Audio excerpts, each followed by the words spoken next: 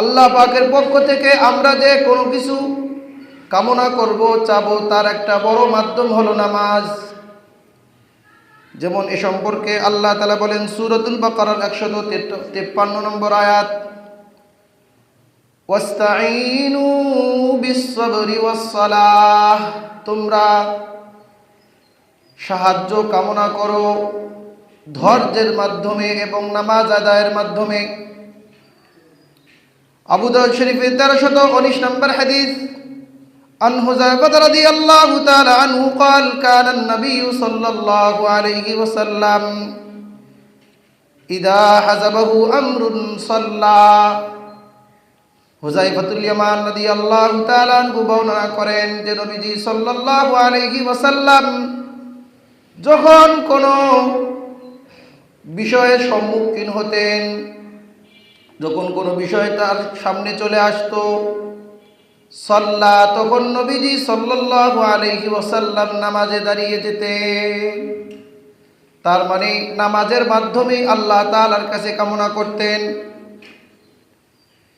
কারণ নামাজের মাধ্যমে বান্দার সাথে গভীর সম্পর্ক হয়, নামাজের মাধ্যমে আল্লাহ তাআলার সঙ্গে কথোপকথন হয়।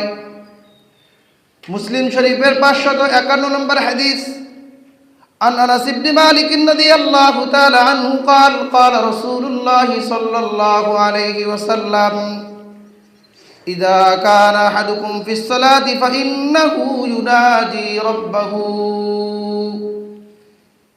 যে তোমাদের মধ্যে কেউ যখন নামাজে দাঁড়ায়, فإنه يناجي ربه, সে তার রবের সঙ্গে চুপে সারে কথা বলে।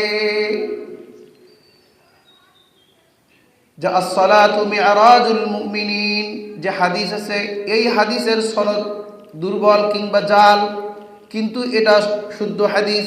ফাইন্নাহু ইউনাজি রাব্বাহু, সে তার রবের সঙ্গে কথা বলে। নাজা ইউনাজি মুনাজাতুন, মানে কানে কানে কথা বলা, চুপে সারে কথা বলা।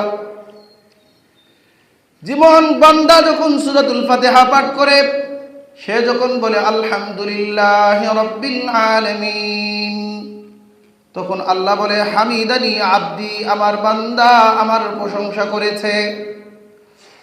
যখন বলে আর রহমানির রহিম, আল্লাহ বলে আসনা আলাইয়া আব্দি, আমার বান্দা আমার গুণ কীর্তন করেছে। যখন বলে মালিকি ইয়াউমিদ্দিন, তখন আল্লাহ বলে মাজ্জাদানি আব্দি, আমার বান্দা আমার মহিমা ঘোষণা করেছে। এইভাবে বান্দা কথা বলে, তার প্রতি উত্তরে আল্লাহ তাআলা কথা বলে। তো এইভাবে করে নামাজ আদায় করবে, এর মাধ্যমে সে সমস্ত খারাপ স্বভাব থেকে বাঁচতে পারবে এবং সমস্ত গর্হিত কাজ থেকে নিবৃত থাকতে পারবে।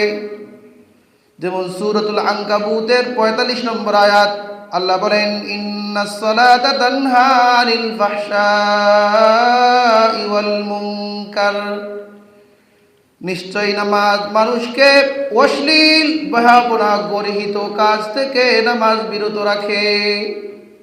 তাহলে আমরা যারা নামাজ আদায় করতেছি কিন্তু আমরা খারাপ কাজ থেকে বিরত হতে পারতেছি না, তার মানে হলো নামাজটা নামাজের মতো হচ্ছে না।